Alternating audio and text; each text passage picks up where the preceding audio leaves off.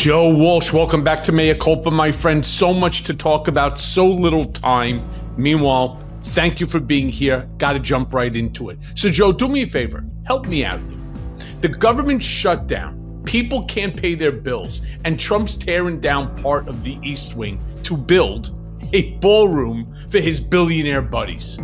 What the hell does that say about priorities of this White House?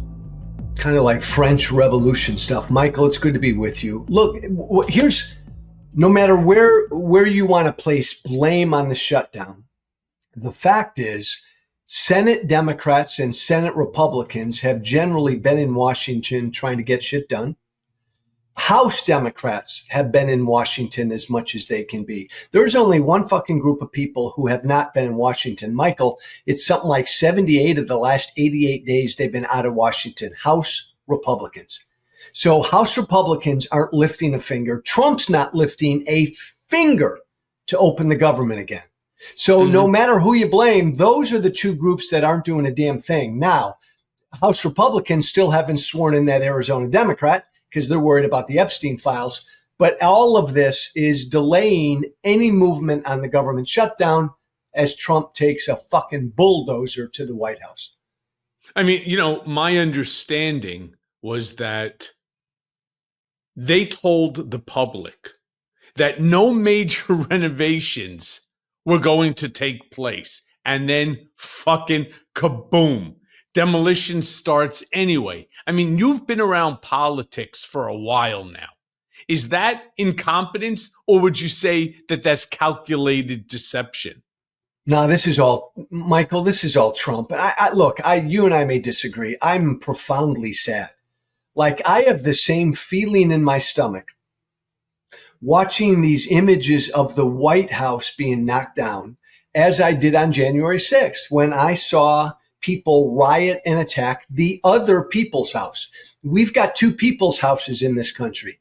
The Capitol, that's where I worked. Representatives of the people work there, and the White House, the representative of all the people. I feel the same thing, Michael, like our people's house is under attack. This is all Trump. Broken record. He doesn't have the authority to do this. There's a process you have to go through. He did no vetting, no congressional approval or vetting, no permits, no approvals by any of the committees, commissions, historical commissions, the National Park Services that manages the entire White House property. He did this all on his own, like he's done everything else on his own, because, Michael, nobody fucking stops him on anything. No, but it's interesting. I too had the same reaction that you did. Right? When I saw the part of the East Wing demolished with that backhoe standing there on the side, I was saying to myself, I wonder how the souls of those individuals, the poor, the slaves, that actually built that years and years and years ago, how they must be feeling. I mean, I get it. He wants to put up this ballroom. Will I say that it's needed? No. Will I say it's not needed? It'll be, brought to good use in the future? Absolutely. Why not? Right? But here's the problem. Why does it have to be physically attached to the building at all? Why does it have to be twice the size, if not 3/4 the size of the White House itself? I think the White House is like, 30,000 square feet, give or take? Something like that. This ballroom might go like 90,000. Yeah. 90,000 square feet, 3 times the size. Trump Pavilion, obviously it shall be called. That, along with, dropping his image across the side of a building, the new Arc de Trump in order to rival the Arc de Triomphe in Paris.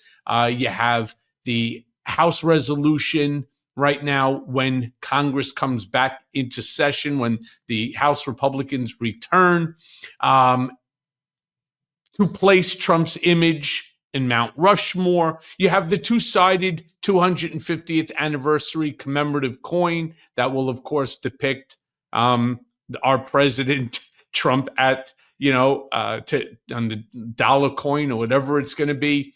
I mean, there's so much that's going on. The renaming of the Kennedy Performing Arts Center to the Trump Performing Arts Center. I mean, this is not in advancement of branding America.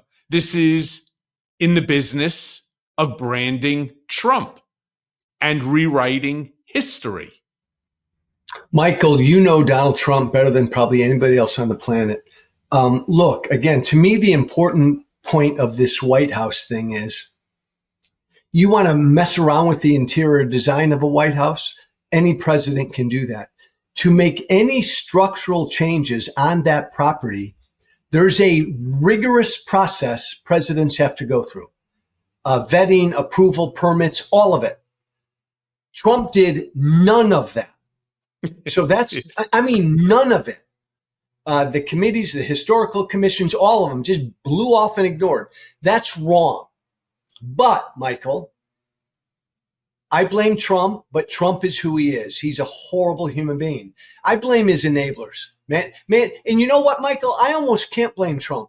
Trump now, after 10 years of Republicans training him that he can do whatever the fuck he wants. He'll never pay a price, never accountability. I don't blame Trump for thinking I can just fucking tear down the White House. His enablers taught him he could do that. He tried to overthrow an election. Nothing happened. Now he's demanding $230 million from the Justice Department. Don't you worry. We're going to get into that. I'm glad. But Michael, I don't blame Trump for doing shit like this. By the way, I don't either.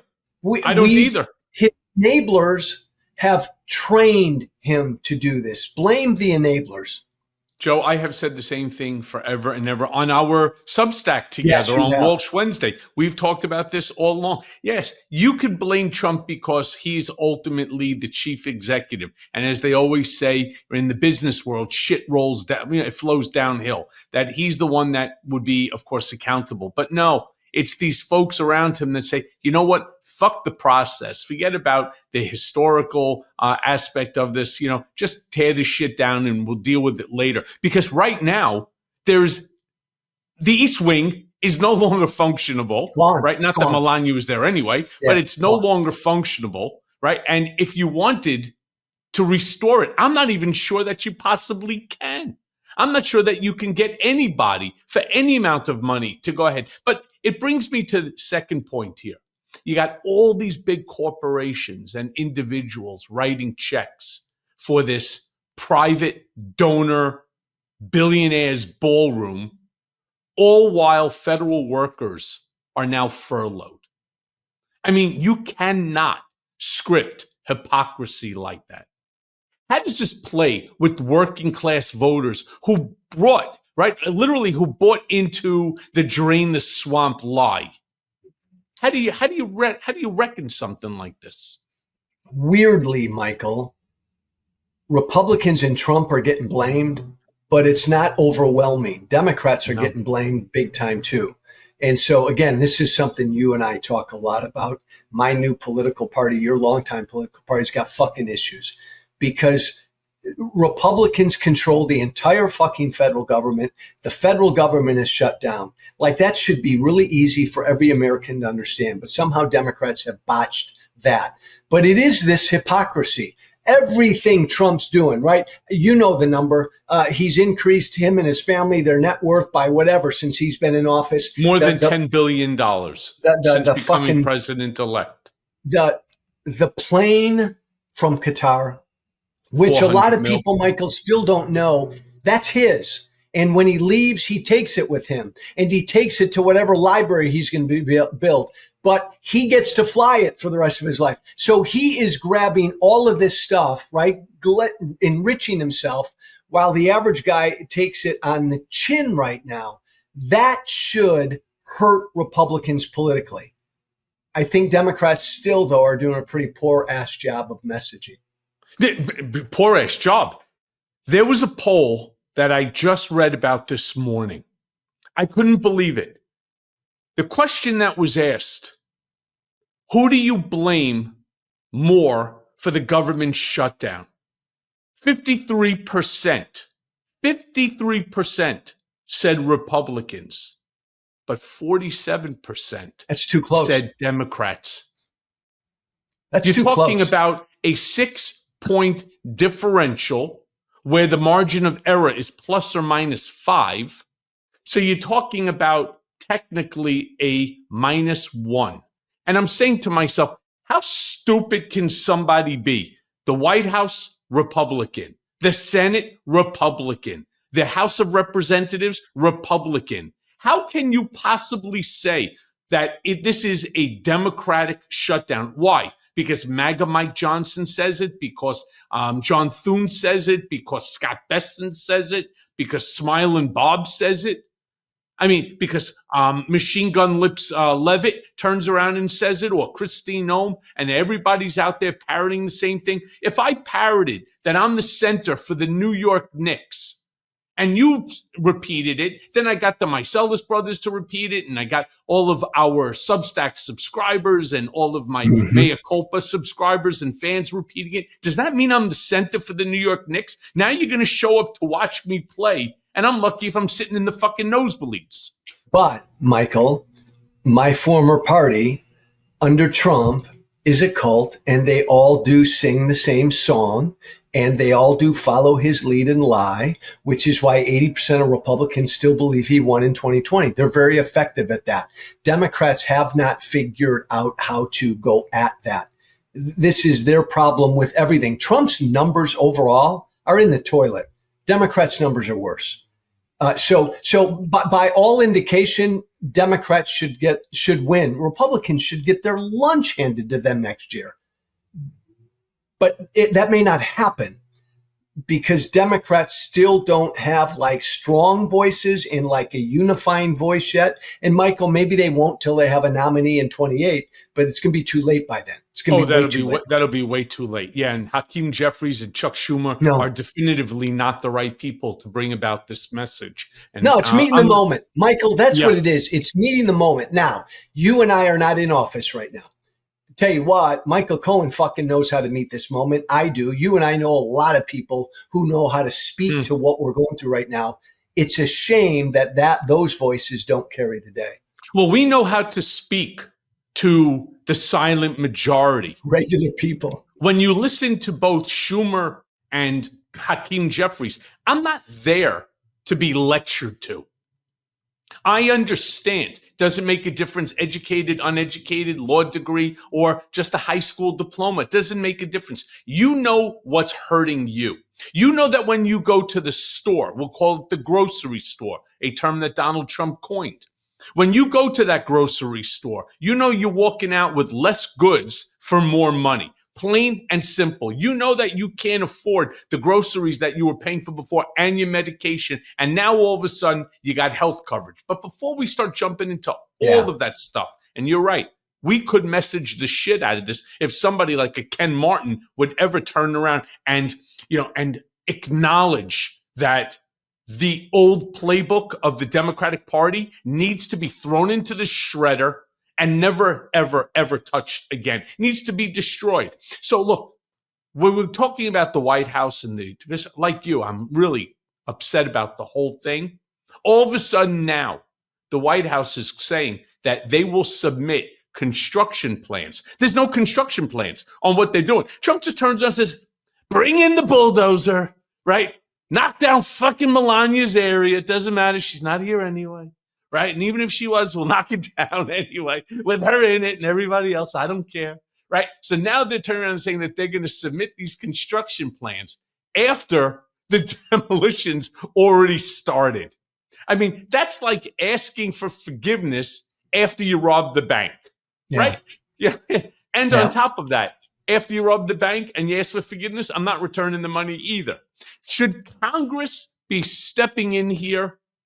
Or are they just too scared? I love you, Michael Cohen, like a man can love another man. I can't believe you fucking asked me that question. Should. Well, actually, technically, in your defense, you said should. You didn't say Should. will they. So Should Congress? yeah, but they won't. Again, Michael, to me, that's the biggest story of these first 10 months.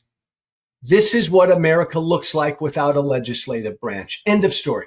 We do not have a Congress. We do not have a Congress. We have not had a Congress since early January. They all swore to defend Trump, not the Constitution. This is a real problem. So there's no oversight. There's no investigations. Congress doesn't do anything. Mike Johnson works for Trump. House Republicans work for the executive. So no, they won't lift a finger on this White House issue, just like they won't lift a finger on the $230 million Justice Department payment issue, and on and on and on. This is what America looks like without a Congress, period. Okay, so you like that $230 million issue. So you know what? We're going to jump right into that. All right. And let's get to the insane part about this whole thing, right? Trump is suing these aren't my words, by the way. These are his words.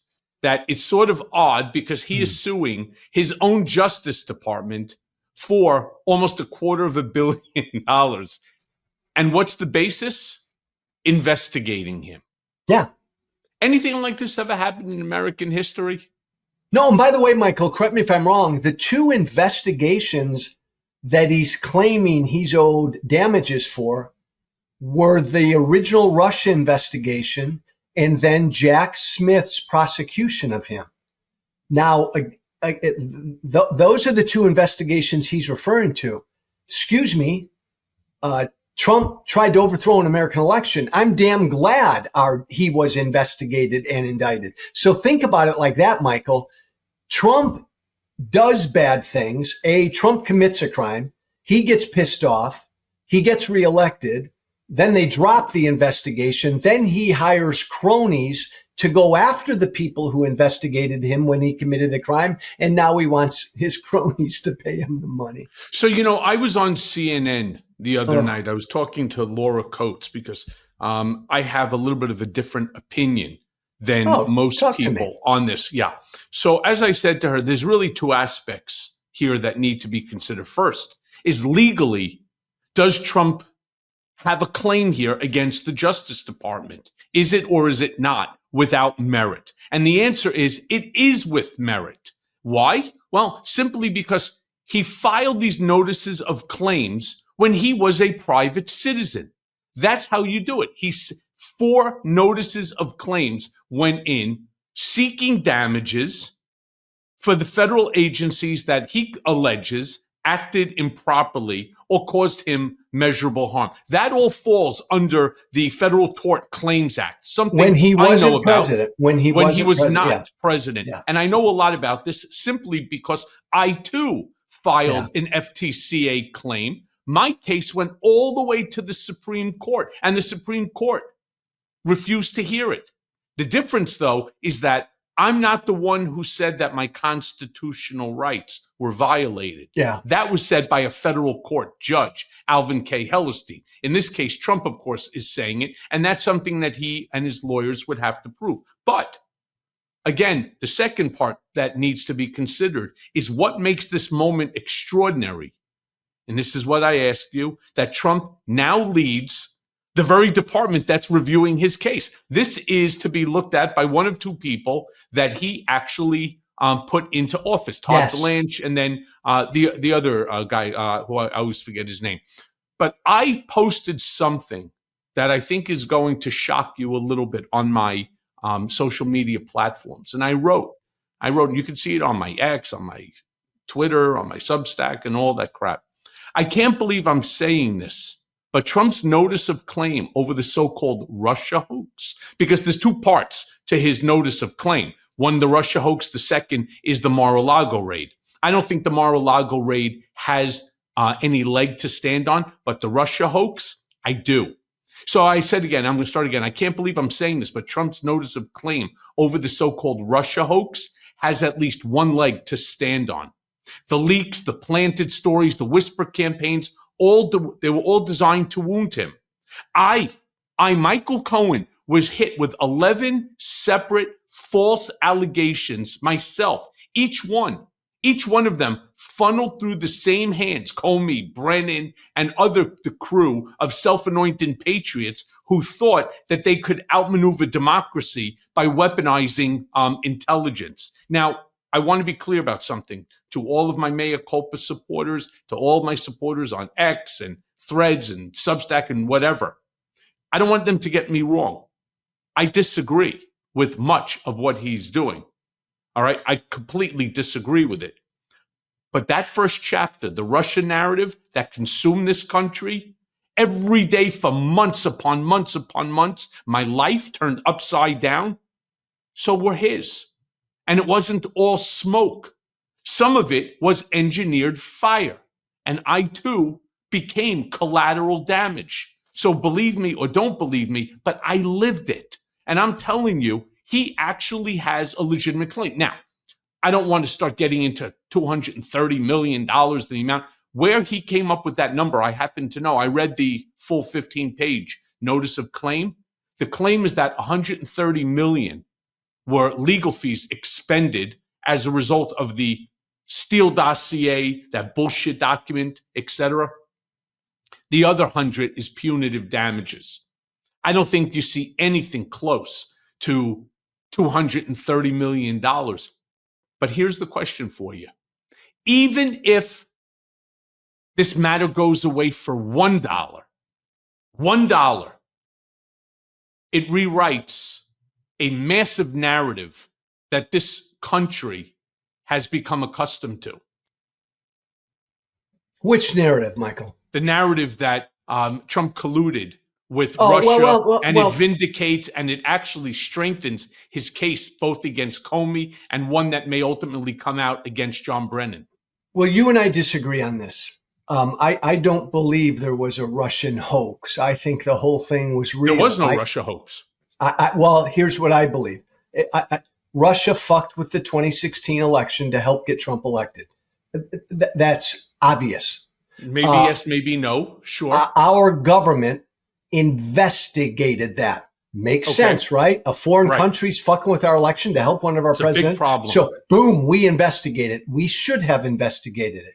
Did our FBI and Justice Department make mistakes during that investigation? I'm certain they did. Did our FBI and Justice Department, some of them, not want Trump to win? Sure, they did.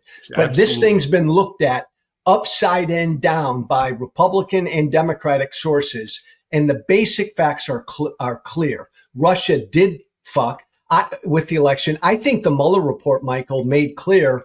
Mueller said there was collusion. He couldn't prove, he didn't have enough time, he said, to prove that it rose to the level of a conspiracy. But regardless, I think there's merit. And Trump tried to stop the investigation. End of story. You know that feeling when you throw on a t-shirt that actually fits right?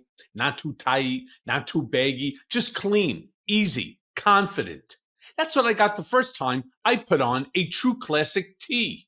The guys at True Classic started with one simple idea: make premium, comfortable clothes that actually work for real people. And clearly, they nailed it. With over 25 million shirts sold to 5 million customers. And I'm one of them. And more than 200,000 five-star reviews. People don't fake numbers like that. You see, for me, True Classic, it's not about fashion. It's about function. The shirts fit where they should. They move with you and they hold through real life, like flights, studio days, even those nights when you fall asleep reading the news. The fabric's soft, really soft. It keeps its shape and it doesn't scream, try hard. It just looks good. And that's the thing. You don't have to choose between comfort and confidence. With True Classic, you get both. And you can find them at Amazon, at Target, Costco, or Sam's Club. Or just head to trueclassic.com/Cohen to try them out yourself. That's True Classic, trueclassic.com/Cohen. Look sharp, feel better, and finally, wear something that gets it right. But the 230 million, Michael, I think also involves he's pissed off about what Jack Smith did. right? When the Jack Smith We're investigation talking about began. Mar-a-Lago and so on. Yeah. But well, Mar-a-Lago, but also the election interference in 20, yes, I believe. sure. Well, but come can on. we, Go ahead. it deals with several. But going just back for a second, I won't disagree with you that Russia did things to interfere in the election. They clearly didn't want Hillary Clinton. The only other person there was Donald Trump. But that's not the legal question. The question that should have been put forth is whether or not Trump was involved in it. You know, if I do something that benefits you and you have no knowledge, you're not a co-conspirator. Or And the that's Trump the campaign. point. Not the Trump campaign. Were they involved? That's what was investigated. Sure. And it was demonstrated that there was some weird right? shit, some weird Junior. shit. Well, not Junior. It was with Junior wanted Paul that Manafort. meeting, right? Right. But with Paul Manafort, than anything. But here's the thing. Manafort was there at the campaign for about 38 days in total. All right. Caused a lot of trouble. He sure did. But again, if that's done outside of Trump's knowledge, he cannot be, there's no mens rea. He's not a co-conspirator. Right, but Michael, what's he complaining about? I mean, it's like, didn't Donald Trump think that all of this shit should have been investigated? You know what? That's a great question. That's a great question. You're the lawyer. Like, does he believe like the investigation itself did him great harm? No, it's the attacks upon him. And at least you were fair enough to acknowledge that the FBI, the CIA, intelligence, DOJ at the time, they acted in ways that were harmful to Trump because they didn't want him, they didn't like him. But do you think, Michael, do you think mostly with intent? I think mistakes were made. No, I think it was intentional. I think Comey and Brennan and guys like Andrew Weissman and so on, it was all intentional. When they knew, for example, and I can only speak for myself, it was proven, proven, 11 allegations raised against me, and this is important, 11 allegations raised against me, not one of them had any merit to it. I've never been to Prague. I never had 10 million in cash. I never dealt with a compromat. I never went to Prague to pay 10 million for Paul Manafort. Dude, I wouldn't pay 3 cents for Paul Manafort. I didn't like him. I don't like him today, and I didn't like him back then. I'm not going anywhere, not with 10 million in cash. How the fuck did I get there? By rowboat? I was at USC with my son who had a baseball tryout, and the FBI went to the baseball coach, and they said to the whole staff, "Did you see this guy? Yeah, he was here." What? How do you know? Because his son was doing a tryout. The whole thing. That's the point that Trump is jumping on. And you know what? That's the point that I can see. He believes that was the impetus for everything else negative. Okay, stop. I'm glad you said what you said because you've helped me understand. I completely disagree with his claim, but he's got a right to make that claim. Right. But the bigger issue, as you said a few minutes ago, he's fucking president now. So he can't. He's got to wait, right? If he wants to do this until he's no longer in office. Well, that's what several people had said on television the other day and have written about, that the right thing for him to do would be to table this, put this to the side until he's out, because obviously, no matter what happens, they're going to make the claim that he used undue influence, or just his being president and these folks been his former defense attorneys. They are his cronies in charge. Yes. Yeah, that he has. So, the funny thing too is I think he knows that these cronies are going to settle this case with him. They're never going to let it go to trial. They're never going to probably even allow this case to be filed. They will work something out to pay him, which is so wrong. And he knows while he's president. All right. And that's why I believe, knowing him as I do, in order to deflect, because I've written about this in my Substacks many times, that he's like a great illusionist. He's a great magician, right? He claims he's going to give the money to charity, or he'll use it to pay for the ballroom. Or Something like that. All right. Yeah, Michael, Like that's supposed to make this whole thing better. So Joe, look, you and I, right? We both know that charity promise is worth less than monopoly money. He doesn't have a good track record there, Michael. Right. I mean, let's be real about it. When he says the charity, sure, he turned around and he said that it's not this ballroom, this $250 million ballroom is, not going to cost the American people money. It's going to be a great benefit, yada, yada, yada. Okay, fantastic. Taking the money from the taxpayer through this type of a claim, what legitimate or not, and I think the second part, the first part has legs. The second part, I don't think. Do I think it's worth $230 million? No, but whatever the amount is, he'll put it towards that, right? I mean, that's just what I believe that. And you do believe, Michael Cohen, that as the sitting president, it's wrong for him to do this now and benefit I think it's now. ill-advised. Yeah, Joe, I think it's completely ill-advised. Hey, let me then move and ask you this. Yeah. If the DOJ even entertains this, doesn't that send the message that the president can literally turn justice into a personal piggy bank? And again, I'm not talking about the merits. I'm talking about the fact that it is even happening. Doesn't it basically turn justice into a piggy bank? Yeah, but Michael, that day's already long gone. We've already busted through that window where the president and the attorney general, where justice should be blind and independent, and the president can't tell the attorney general, the nation's top law enforcement officer, who to go after and who not. Trump just fucking blew through that window. Pam Bondi works for him. His cronies are the top people at the Justice Department. This Justice Department is his personal law firm, period. You and I are old enough to remember that when Bill Clinton, after he was president, met with Loretta Lynch on a tarmac. Yeah. That was a huge fucking scandal. After he was president, you just don't do that. But like Trump's just blown down every norm that we've ever known. I don't know how we get that back at all. Well, with a change of administration, you get it back. You get. But can I ask you a question, Michael? If I became president, let's say I became president. Yeah. Democratic president. All right. I became a Democratic president. There's so much that I would reverse. All right. I would reverse his entire rulings on ICE. Some people saying we should tear down this building and then remake the White House the way it used to be. That would be stupid.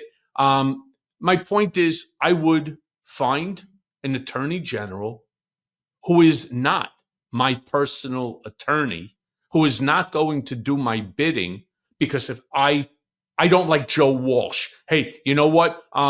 John Doe, Attorney General, go after Joe. No. And if you stop doing that, literally, there's not going to be another Donald Trump, at least not on the Democratic side. So Michael, that's an interesting point, because this is what the Democratic Party is wrestling with. Trump now has broken every rule and law. And so now Democrats got to fight fire with fire. So when a Democrat becomes president, a Democrat's going to do the same thing Trump did. Pick your attorney general. That attorney general works for you. Use that attorney general to go after them because they went after you. You understand, Michael, that you're talking about like the Hatfields and the McCoy ideology. But here's the thing. No, I don't know if I agree with it. First of all, every president. I don't know if I agree with that. Right. I'm just saying every president picks the attorney general, his attorney general. And that's a function of the president. As every president picks his cabinet and pick the ambassadors and so on. That's the right. That doesn't mean like what Joe Biden did by picking that feckless fucknut. What do you call it? Merrick Garland. Merrick Garland. I mean, a guy who couldn't get out of his own way if there was a bus coming at him. Never saw anything like it. Never saw anything slower. You need somebody in between a Pam Bondi and a Merrick Garland. Somebody that will take a direction, but they'll do it based upon law and based upon truth. It's Michael, it's a fascinating issue. So you've got this competition going on, and Trump comes in and he lies, cheats, steals, breaks the law, completely changes everything. Then a Democrat comes in, and you're asking a Democrat just to play by the rules? Look what they did for 4 years or 8 years. It's a really interesting question. Yeah. I'll tell you that I think your instinct is right. The next Democratic president's got to be like an Abraham Lincoln. Got to defeat this fascist shit, but then got to heal and bring the country together. Does that mean I have to grow a long beard? You'd like? Have you ever had facial hair? I mean, I have. I will show you a photo. I'll bet it doesn't come in. Have you ever had just a mustache? You got a good heavy mustache. Brow. I've had a goatee. When I came out of Otisville, I had a goatee, but I have had, I wouldn't say a beard like Abraham Lincoln. I've never grown it that long. No, my wife hates the facial hair. So just as soon as it gets like a little bit too long, she starts. But Michael, I will say this: if Democrats assume power again, they have to hold some of these people accountable for what they did. Sure.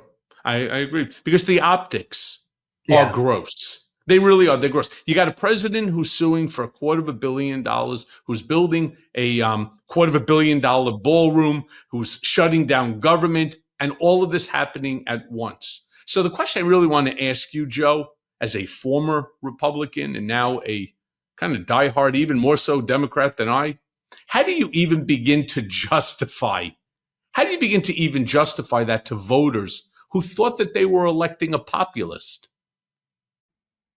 That's a really good question, Michael, because he's a fake populist. But most of his supporters still believe it. Now, what will change that? I've talked about this. You've talked about this. For a lot of these voters, just pure pain, economic pain, is the only thing that's going to get them off of him. I mean, these fucking tariffs, the deportations, everything, the losing your job, the price of shit. Sadly, because it is sadly, unbelievably acute economic pain is the only thing that will pry some of his voters off of him. That and the loss, of course, of health care. While we're sitting there and we're talking about this, talk about grotesque. You had this kid, Paul Ingrassia. And that was Trump's pick to run, I think, the Office of Special Counsel, who literally had to bail. Walked away, had no choice, after Senate Majority Leader John Thune came out and said, and listen, I don't have a lot to agree with John Thune, but on this, I guess, Nazi shit was just a step too far. He basically came out and he said, and these are his words, "No chance in hell." You think that that's the beginning of a crack in Trump's armor, or do you think that's just a PR cleanup job by the Senate?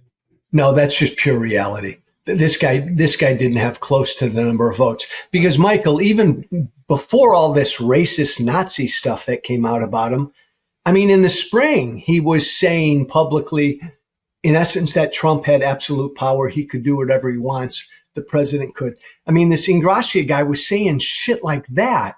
And he'd have been headed up the Office of Special Counsel. So even before the ugly Nazi stuff, this guy was clearly unqualified and out there.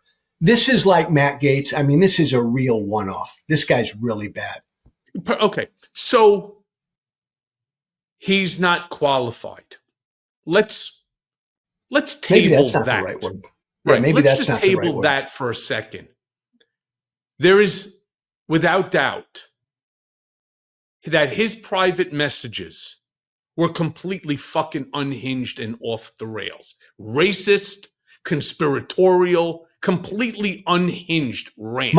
Michael, he was on a podcast a few months ago. He said Barack Obama's a transgender. Exactly. I mean, unhinged.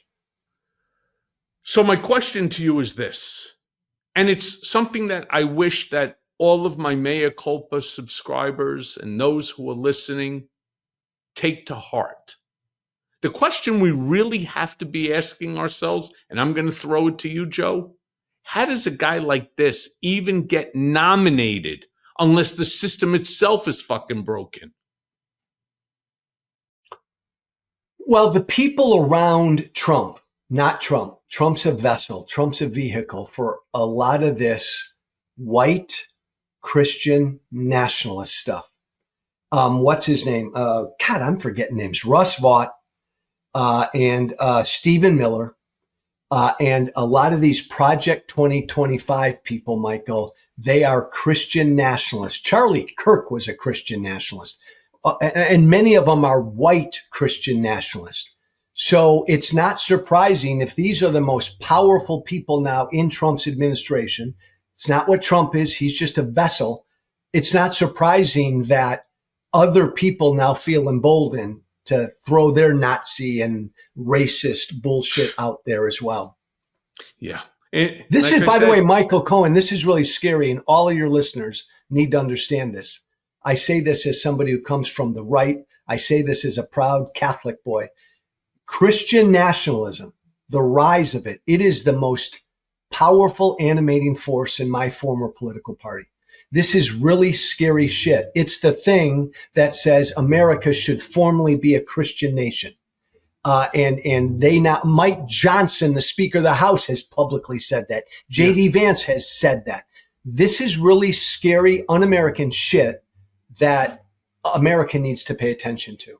Well, that's the truth. And now on top of all this, there's a move within which to have John Brennan prosecuted, former head of the CIA. Same guy, of course, that Trump has expressed total disdain for years. By the way, I'm in total agreement with Trump on this part. I think they all played a dirty hand in the Russia hoax matter, but we talked about that already. But I would like to ask you, Joe, problem that I do have is it justice that they're going for, or is it political score settling? That's the part that I'm most concerned about. So, Michael, it's the latter. You could defend it if you're one of Trump's people by saying they did it to us. Now we're getting back at them. I don't agree with that. Maybe there's a part of you that feels that, but I know you still don't believe in retribution. But it's just this is literally the politicization of justice, the weaponization of justice on steroids. It's kind of like, Michael, this is Trump, like all politicians lie, all politicians to a degree make corrupt deals, and they do it all behind closed doors. They enrich themselves. And Trump just fucking does everything out in the open, and he yells about it, and he thinks it's not corrupt if it's out in the open. This is weaponization of justice. Trump is doing it out in the open. He's not doing it behind some closed door, but it's still really, really bad. Yeah, because the line between justice and political score settling is like wafer thin. People say, how is that possible, Michael? Right? They should be diametrically opposed to one another, like magnets, positive and negative. No. So what they'll turn around and tell you is you could see it as score settling. We're telling you that these folks did stuff that they should not have done. And yeah, they caused Trump and others, myself included, harm, real serious harm. Dude, I went to fucking prison. I went to prison. I got a 6-year sentence, 3 years in, 3 years out. I did 13 months, 51 days solitary confinement. I did real time here. So yeah, it may look like political score settling, but these folks broke the law, and it's incumbent upon us, because that's how they take the high road. It's incumbent upon us to ensure that justice and accountability is had. Otherwise, we're really nothing more than a banana republic. Well, but Michael, Trump's incapable of doing anything you just said there, because Trump publicly tells Pam Bondi, go after this person next. What was it, like a month ago with whoever? Trump meant to send Pam Bondi a private DM, but it was a public post on Truth Social saying, go after, who's the John Bolton. John Bolton, whatever. Yeah. So Trump, the president of the United States is publicly telling the attorney general who to prosecute. I don't care if there's any payback for that. Oh my God, that is Banana Republic stuff. We can't have that. No, it is really dangerous because there's people who are going to get caught up in this. That, look, here's what Trump knows. He knows that every single human being, alive or dead, have done something that Uncle Sam, that the DOJ, if they turn around and they found that, can turn around and prosecute you and absolutely turn your life upside fucking down. He knows that because he understands human nature. Now, most people will turn and say, oh, not me, not me. Fuck you. Then you're lying. Everybody has done something. In fact, there's a book out there, I read it when I was in Otisville, called 5 Felonies a Day by Harvey Westglade. Every person commits a felony, 5 felonies every single day. A lot of truth in that. A lot of truth. And if you read the book, you'll listen, oh my God, that's a felony? Yeah, it is. All right. And so if Uncle Sam gets their hands on you with their unlimited resources, with the fact they control the game, that you're the one that's under pressure while they're laughing and drinking about it, yeah, trust me. All right. You will know what I know and what I have yelled from the rooftops for the past 8+ years. What they did to me, I never want to see happen to another American again. But slowly and surely, they're doing it to more and more people. And what we're finding is many of the people, like a James Comey or Brennan and others, these are the same people that ended up thinking it was okay to do it against me because they saw themselves as saviors of democracy to keep Donald Trump out of office. That's what my research for my book Revenge ultimately determined. And I lovingly and respectfully disagree with a lot of that. I respect it though, Michael. You and I have a dinner bet though. Like Comey filed a couple days ago to get that case dismissed. I still think it might get dismissed. You don't. Yeah, we'll still have that dinner. Right. So let me then move on to this because Trump doesn't just control the executive branch completely from soup to nuts. In fact, what we're learning is that he's also in full control over the legislative branch. Something that scared the shit out of our founding fathers. But wait, there's more. I feel like the fucking Ginsu commercial, right? One of those ads on TV. He's also controlling much of the judiciary. Federal judge just ruled that Trump can deploy the military domestically. They gave him a carte blanche to deploy the military statewide. That's not a small thing. That's crossing a line that was never meant to be crossed. How dangerous is it really? So I could be wrong, Michael. You're talking about the Portland ruling, the Oregon ruling. I think that appeals court said that Trump could send the National Guard in, could order the National Guard in to defend a federal facility, i.e. the ICE facility in Portland. You're not wrong. Keep going. I have huge problems with that. Even that I don't think is constitutional. And other courts have differed with this ruling. But again, before everybody gets bent out of shape, the judge didn't say Trump can call the military and everybody in anywhere in Oregon and do anything. It was only to defend. He had the authority to defend this one federal facility. No, I think it's all federal. I think it's all federal buildings. Yeah. That will be appealed, though. And sure. The Supreme Court's going to rule on this. You know, losing someone close really makes you think about the future. I've seen friends and family struggle with the unexpected hits, and the last thing you want is for your loved ones to worry about bills, the mortgage, or tuition on top of their grief. That's why I looked into life insurance and why I went through Ethos. Getting coverage through Ethos was shockingly easy. It's 100% online, no medical exam required. You just answer a few health questions. And in fact, I got an instant rate in as little as 10 minutes and same-day coverage without ever leaving my house. I mean, that's faster than waiting for a politician to get anything done. Life insurance isn't just about death. It's about making sure your family can keep their home, send the kids to college, and maintain their lifestyle if something, God forbid, happens to you. And with Ethos, it's actually affordable. Some policies, they're as low as $2 a day, billed monthly with up to $3 million in coverage. They're disrupting the old, confusing way of doing life insurance. And you know what? It shows. It shows with over 3 million families having trusted Ethos. And they're rated, by the way, 4.8 out of 5 stars on Trustpilot. So protect your family with life insurance from Ethos.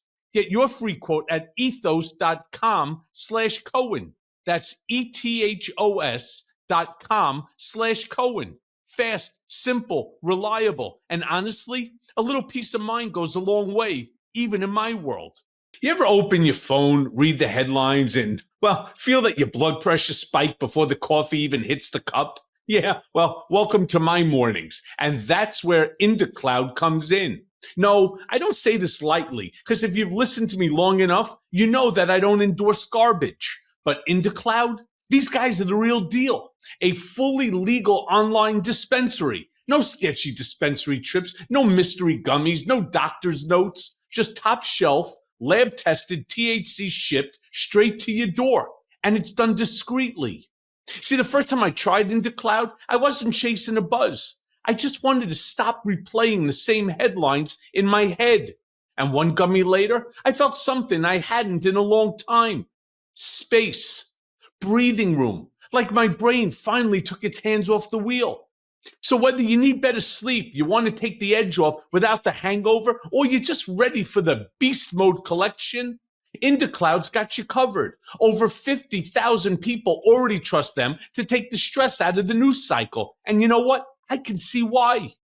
So if you're 21 or older, head right now to indacloud.co. Use code Cohen for 30% off your first order plus free shipping. That's indacloud.co. INDACLOUD.co and use code Cohen, that's COHEN, for 30% off, free shipping, and a little peace of mind delivered right to your door. And support the show, support your sanity, and please, most importantly, enjoy responsibly. Okay, so one judge, who is the dissenting of the three, called it an erosion of constitutional principles. That's where you stand on it, right? Yeah. You think he's right. You give this man an inch of unchecked power, and understand his nature never deals in inches. In fact, it deals in mega miles, not even 1 mile, right? You know, people talking about, oh, it's okay, just take 1 inch, take one step forward. He doesn't believe in steps. He believes in miles. He'd take the whole damn Constitution with him if he could. Mm-hmm. You think I'm wrong? No, not at all. Michael, look, when I stop fighting and I just want to retire the rest of my life, I'm going to reread so much about our founding. I loved our founding fathers. They were brilliant men. They developed this unbelievably unique thing. Our Constitution is brilliant, but there's a fatal flaw in our Constitution. Our founders admitted that they did not factor for bad, evil men of low, horrible character. And look at what Trump's been able to do in this very complicated constitutional system, because he's a very, very bad man. So it begs the question, do we, Michael, moving forward, need further protections in our Constitution to protect against a future Trump? I don't know. Well, here's the thing. So, okay, without getting into character assassinations, right? The founding fathers actually acknowledged that there could come a time in America's history, America's future, that an individual would want to become more than president, would want to become a king. Yeah. Hence why they created the concept, or I should say they took the concept of the tripartite system of government, never believing that if you have 200 senators, if you have 400 and something, members of the House, right, that you would be able to get an elected official who's there representing their district or their state to basically say, yeah, fuck it. You know what? Whatever you want to do, boss, right? I'm in. They never thought that if you had one man who was of weak character, that you could find 400 weak men of character. And by the way, when I say men, I mean men and women, right? 400 people of weak character. Because that's what we see when you have people who are members of Congress coming out there for their 5 minutes of airtime so that they could raise more money for their coffers, turning around and making allegations or just spewing these talking points that are completely absurd, ridiculous, and un-American and unconstitutional. It's great stuff, Michael. Our founders did not envision, because they made Congress the most powerful branch. Yeah. I've said it before, there were plenty of our founders that did not even want the office of the presidency. Congress was everything. Our founders didn't sufficiently envision that Congress would purposely cede their authority to an executive. Yeah. And that's nobody would ever. Why would anybody? It'd be like a teacher ceding their power to a student. I don't care if he's the smartest or the dumbest in the class. So, on that notion of the decision, I want you to picture this: National Guard troops rolling into some pick and choose the American city. To my Mea Culpa listeners, your city, under the presidential authority, going after protesters, journalists, anyone that they deem to be a threat. We've seen it. They shot a fucking priest in the top of his head with a rubber bullet that really hurt him. And what was he doing? He was standing there and praying that God should give them wisdom. And for that was a threat enough that that piece of shit decided he was going to use that priest as target practice. Imagine that. Are we ready for that here in America? Because it sure feels like that we're already there. So, Michael, I think the scary thing is I think Donald Trump's going to do everything he can to fuck with the 2026 elections or put the 2026 elections off. A big part of his strategy is using the military, putting the military on our streets everywhere to create violence and chaos. Trump wants violence. And so his military will be the ones that incite, ICE will be the ones that incite the violence, because he wants to put off the elections if things don't look good next year. This is my ultimate fear. Yeah. So like I said, Joe, the hour goes by, unfortunately, way too quickly. But I do want to ask you a personal question here, because you, my friend, you walked away from the GOP because you saw what was coming. You saw it. You saw it a long time ago. Tell my listeners, honestly, do any of the Republicans still have the spine to stand up, or is it too far gone at this point? Oh, I think, Michael, there's always one or two or three or four of them who could stand up and publicly come out against him and then publicly take a blowtorch to their career. There are maybe three or four that I think of who could do that, but never more than that. And that's what's so sad, because all of my former colleagues have looked at what happened to me or Kinzinger or Cheney, and we basically fucked ourselves. And that's what happens. And most politicians don't want to fuck themselves. They want to stay in the game and get reelected and be powerful. But there are a couple that might. I mean, because we're seeing now Marjorie Taylor Greene. I hate to say this, right? Because I've been so critical. I've been actually beyond rude to her here on Mea Culpa and on my other social media platforms. She's actually acting like the North Star of the Republican Party. She turned around saying, bullshit, all right? We want the Epstein files were released. We want Adelita Grijalvo to be sworn in. She won her election. It's already been verified and validated. All Mike Johnson has to do is this ministerial move and swear her in. Then that 218 vote comes in. And there's several things that actually Marjorie Taylor Greene has stood up for that you and I, decent people, humans, most people in this country stand up for. She's untouchable. You think she's untouchable? Yeah, and I don't know of anyone else who's an untouchable like her. She's her own brand. She's a brand that rivals Trump's. She's untouchable, so she can do this. But Michael, she's still predominantly MAGA. The other thing about Marjorie is Marjorie wants out of the House. She'd love to run statewide. Part of this is political too. Good for her. Mm-hmm. Thomas Massie, who Trump's going after again, and you and I have issues with Massie on plenty of things, but Massie's been his own guy, his own voice for years, and Trump doesn't like that.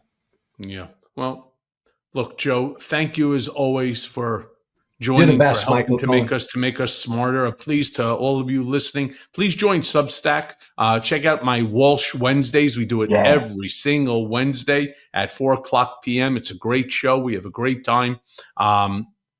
Try to find us there. Other than that, Joe, stay strong, brother. There's so much going on. There's so much for us to contend with. We got a lot of work to do, brother. Right back at you. Get your rest, Michael. Keep going. Thank you, brother. Thank you, pal.